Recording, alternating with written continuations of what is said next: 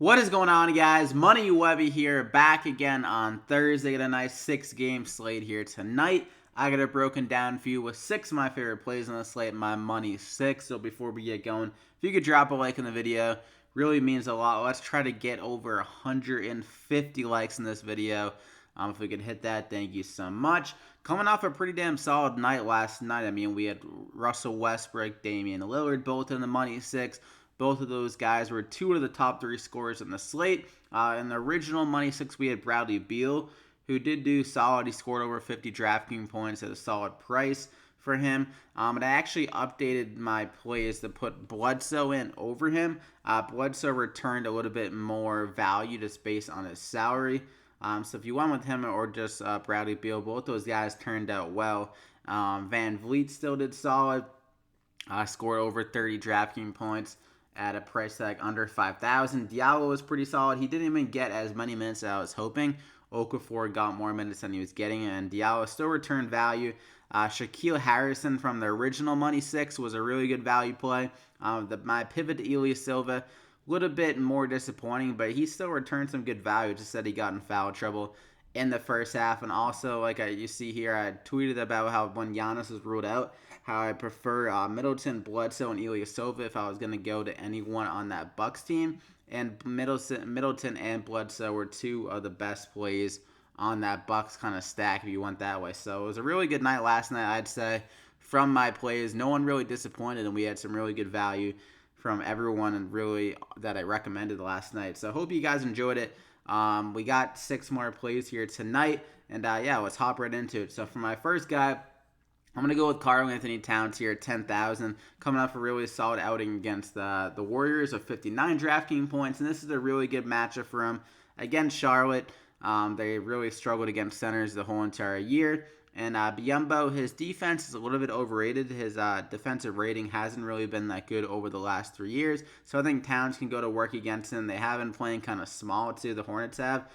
So Towns, he's going to be able to take advantage of that matchup no matter who he goes up against. And I think he can drop over 60 DraftKings points. He's really been a big part of their offense with all the injuries they've been having to their team.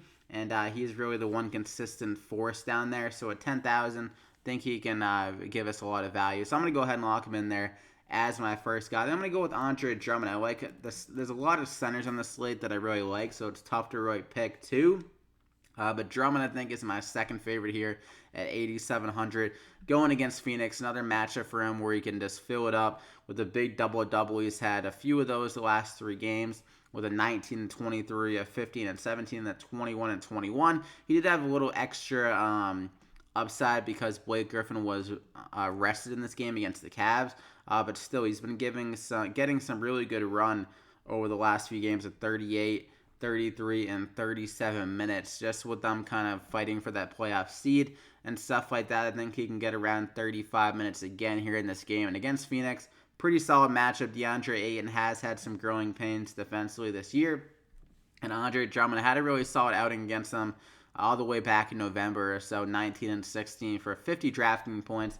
And he did get in a little bit of foul trouble, only at 30 minutes. So if he can just have that same kind of game against Ayton here, I think he can give us some really solid value. It has a little bit of a pace uptick, and there should be a good amount of rebounds for Drummond. Just to vacuum up, the guy is an absolute vacuum when it comes to rebounds down low. So I'm going to go ahead and lock him in there as my second guy. Then I'm going to go with Marvin Bagley here.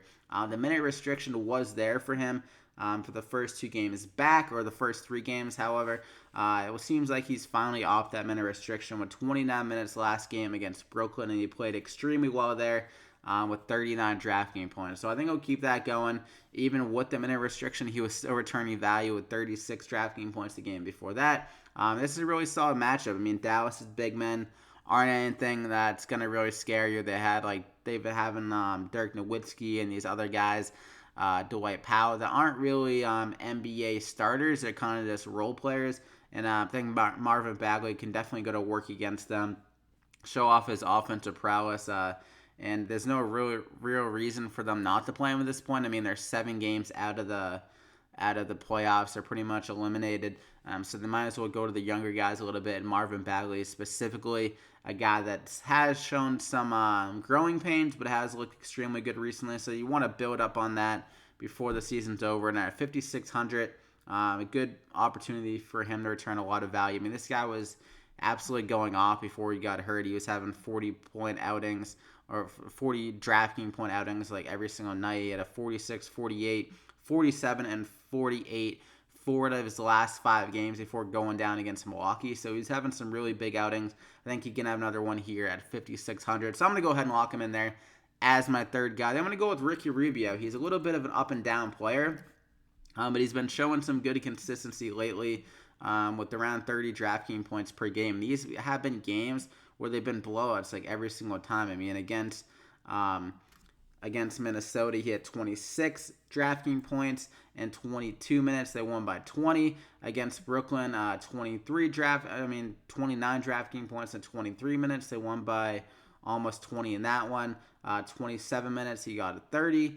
So minutes, his production in the limited minutes has been really solid, and the shot really hasn't been dropping either, with some really low shooting percentages in these games. But against Atlanta, against Trae Young, this is a perfect matchup for him. I mean, the size differential is pretty good. I think Ricky Rubio can take advantage of that. He seems to do better when he has a little bit of a physical advantage against the guy, so he can drive to the hoop a little bit. At 5,200, for a guy that can have the facilitating role very well here in this matchup, a game where Utah should be able to score a lot of points, and they are coming off a back-to-back, and they're going to Atlanta. I feel like that could help the game stay a little bit closer, as Utah has been a much better team at home this year as well, and Atlanta has been holding their own against some teams. So, I mean, if this game can stay close, if Rubio plays closer to 30 minutes, he can give us a ton of value. He already dropped 44 DraftKings points in the same matchup earlier in the year, and he shot very well. And I think he can do the same, where he has some extra kind of scoring to him, and then he gets those good assists like he normally does. So 5,200, really good spot for him. I'm going to go ahead and lock him in there as my fourth guy. Then I'm going to go with Josh Jackson here at 4,800.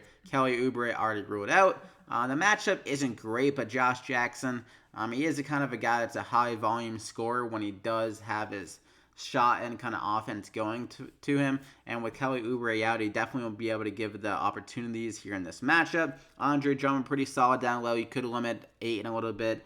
Devin Booker, you know he's going to get his, but Josh Jackson, I think, is going to be that third scorer for them that steps up here again. He's been playing pretty well over the last 2 games with pretty consistent lines at 19-7 and 18-7, and I think he can just give us over 25 to 30 DraftKings points again here at a nice price tag of 4,800, where he's going to get starter minutes again here. So I'm going to go ahead and lock him in there as my 5th guy. And for my final guy, Troy Brown, we had a nice little game for him last night.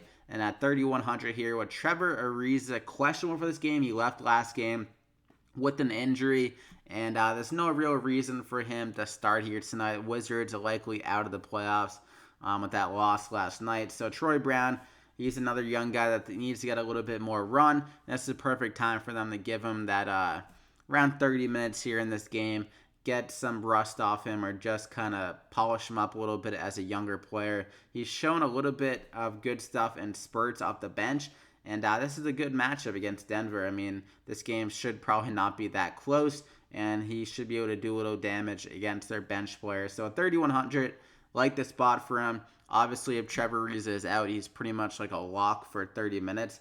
And I think he could easily be out of this game. So really good value for him. I'm going to go ahead and lock him in there as my final guy. Another value, too, is Tyreke Evans at 3,500 if Darren Collison is out. So you could go both value with those 2 guys and then pay up at the final guy, or just one or the other or something like that. So it gives you another chance to get another stud in there if you want to do something like that, or pay up at another position. If you want to pay up at like a small forward, or maybe if you want to pay up for Andre Drummond to Jokic, something like that. It gives you a little bit more flexibility if Darren Collison is out. But I hope you guys enjoyed the plays. Rubio, Troy Brown, Josh Jackson, Bagley, Towns, and Drummond. Drop a like if you got anything out of value here. 150 plus likes would be greatly appreciated. Also, subscribe to the channel if you haven't already, so you don't miss out on these videos. Hit the bell icon to get alerted every time I upload. Like I said, follow me on Twitter, for any updates in the plays as news breaks after my videos a lot. We got to wait on some injury news and stuff like that. So good luck here tonight, though, and we'll see you back here again next time.